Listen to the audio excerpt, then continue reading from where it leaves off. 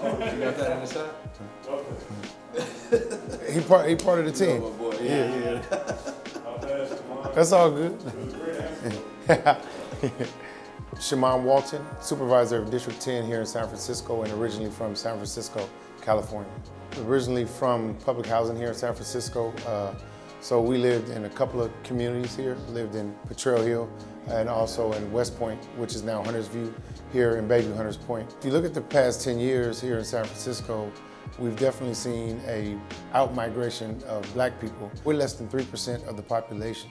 So now we have a lot more diverse groups living here in Bayview, but what that has meant is the black population has been pushed out and is decreasing dramatically to the point where we don't see the same number of black businesses.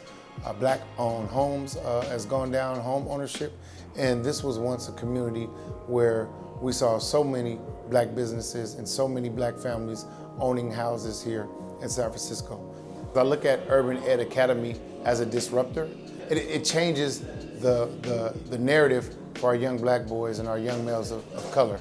I think it goes back to what we talked about in terms of not seeing people in the classroom that look like me, and understanding that there were a lot of young men and a lot of young people that need a connection from a positive male role model who could bring something to the table, who had similar experiences that they have had, and who understands the type of communities that they come from and understands the background and upbringing that some of our young black children and young black males in particular may have had.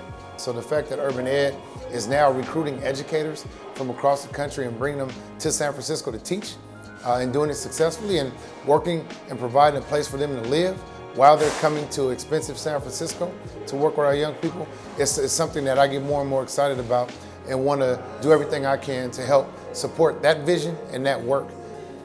It's life-changing. And they're learning it from people of color. That's a major importance.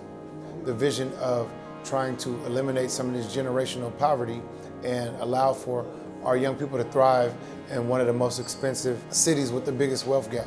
And that early opportunity to learn, that early opportunity to connect to education is really how you break down those barriers and get an opportunity to be successful. Learning and education is the true equalizer.